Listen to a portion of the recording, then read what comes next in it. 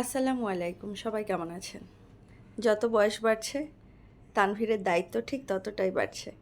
যাই হোক, আমি ওকে এই দায়িত্ব আজকে নিতে বলিনি, আমি জাস্ট ভিডিও করব এই জন্য বলেছি তুমি একটু খাবারটা সার্ভ করো, আমি একটু ভিডিও করি। কারণ ও ভিডিও করলে ভিডিও ভালো হয় না, সেটা আপনাদেরকে একটা ভিডিও করে দেখিয়েছিলাম ইফতারের টাইমে। তারপরে ওর খাবার প্লেটে বাড়া দেখে বুঝতেই পারছেন যে একদম অপরিপক্ক, সে এইসব কাজে এক্সপার্ট না।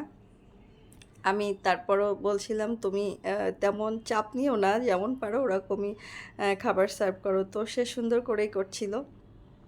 এখানে আমি ইফতারির জন্য আজকে এইসব খাবারের আয়োজন করেছি, কারণ প্রত্যেক দিন ভাজা পোড়া ওসব খেতে ভালো লাগে না, আর ভাজা পোড়া আসলে আমি রেগুলার করিও না। তারপরও আজকে মনে হয়েছে এইটা করি, এটা করলে ভাল লাগে। আর তানভীর পছন্দ করে খিচুড়ি। ওদের দেখেছি যখন আমি ওদের বাসায় ছিলাম, ওর আম্মা আব্বা মানে ওদের ফ্যামিলির সাথে, ওর বাবা তো নাই, যাই হোক। তো তখন মা দেখতাম মাঝে মাঝে পাতলা খিচুড়ি রান্না করতো, আর ওরা সেটা খুব মজা করে খেত। আমি ঠিক পাতলা রান্না করিনি, তবে একটু নরমই রান্না করেছি। আর খিচুড়ির সাথে আমি এখানে তেলাপিয়া মাছ ফ্রাই রেখেছি। এই তেলাপিয়া মাছ ফ্রাই আমার ভীষণ পছন্দ। আমার বাচ্চারাও মোটামুটি পছন্দ করে, তানভীর তেমন পছন্দ করে না, এই জন্য ওর জন্য ডিম সবার জন্য আমি সেদ্ধ করেছি, আবার ওর জন্য একটু পেঁয়াজ কাঁচামরিচ দিয়ে ভেজে নিয়েছি। আর এখানে সালাদ করা হয়েছে।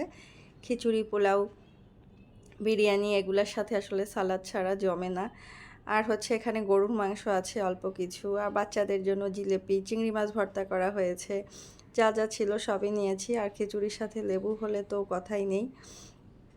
তারপরে খিচুড়ি অনেক বেশি রান্না করেছিলাম। খালা প্রত্যেক দিনই আমাদের সাথে ইফতার করে। আমি খালাকে বলেছি যে রোজার সময় আপনি আমাদের বাসায় ইফতার করবেন। তাছাড়া উনি রোজার আগেও যখন আমার বাসায় কাজ করতো, তখনও মাগরিবের আগে কোনো দিন কাজ করে উনি যেতে পারতো না। এই জন্য আমি আগেই বলে রেখেছিলাম, যেহেতু আপনার কাজ করতে দেরি হয়ে যায়, আপনি আমার বাসায় ইফতার করবেন। আর কাউকে ইফতার করানো তো অনেক সওয়াবের ব্যাপার, সেইটা মাথায় রেখেও আমি বলেছি খালা আপনি ইফতার করেন। আর তানভীর এখানে আচার নেওয়ার চেষ্টা করছে। এই আচারটা আমি বানিয়েছিলাম, আপনাদের সাথে সেটা শেয়ার করেছি। এটা বোম্বাই মরিচ আর রসুনের আচার।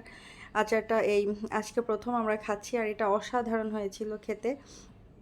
আপনারা যারা এই আচার বানাননি, একবার বানিয়ে দেখতে পারেন। বড় বড় যে এক দানার যে রসুনগুলো আছে, ওইটা দিয়ে এই আচারটা বানালে বেশি সুন্দর হয় দেখতে, এবং খেতেও অনেক মজা হয়।